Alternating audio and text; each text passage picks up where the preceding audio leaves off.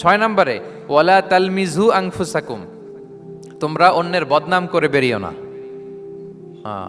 লামজ আসছে লুমাজা থেকে, ওয়াইলুল লিকুল্লি হুমাজাতিল লুমাজা, যে প্রকাশ্যে অন্যের বদনাম করে বেড়ায়, অন্যের দোষ খুঁজে বেড়ায়। একদল লোক আছে দেখবেন শুধু অন্যের দোষ খোঁজে, নিজের দিকে আঙ্গুল যায় না। কিন্তু এইভাবে আরেকজনের দিকে আঙ্গুল দিলে যে তিনটা আঙ্গুল নিজের দিকে যায়, এটা আবার ভুলে যায়। কাউকে যদি আমি এরকম করি, আমার দিকে কয় আঙ্গুল বলেন? এই তিনটা কার দিকে? আর আরেকজনের দিকে এক আঙ্গুল। তো কাউকে কিছু বলার আগে তিনবার নিজেরটা ভাববেন যে নিজে কি করেন। ওলা তাল মিজাং, অন্যের বদনাম করো না, প্রকাশ্যে অন্যের দোষ খোঁজো না। সবচেয়ে বুদ্ধিমান সে যে নিজের দোষ খোঁজে।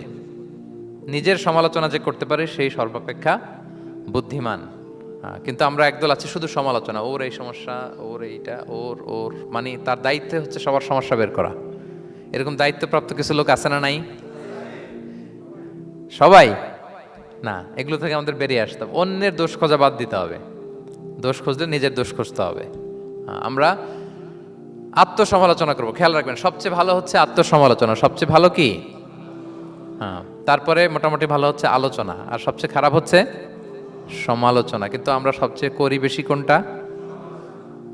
এটা চেঞ্জ করতে হবে, আত্মসমালোচনা বাড়াইতে হবে। আমি প্রায় একটা কথা বলি, small people talk about people, average people talk about things, great people talk about ideas. ছোট মনের মানুষ যারা, এরা মানুষ নিয়ে কথা বলে, এর এই সমস্যা ওর। মাঝারি ধরনের যারা, এরা বিভিন্ন বিষয় নিয়ে, ঘটনা নিয়ে কথা বলে। গ্রেট মাইন্ড যারা, এরা আইডিয়া নিয়ে কথা বলে, যে এই আইডিয়া ইমপ্লিমেন্ট করলে সমাজের এটা সমাধান হবে, এই আইডিয়া জেনারেট করতে পারলে এইটা কাজ হবে।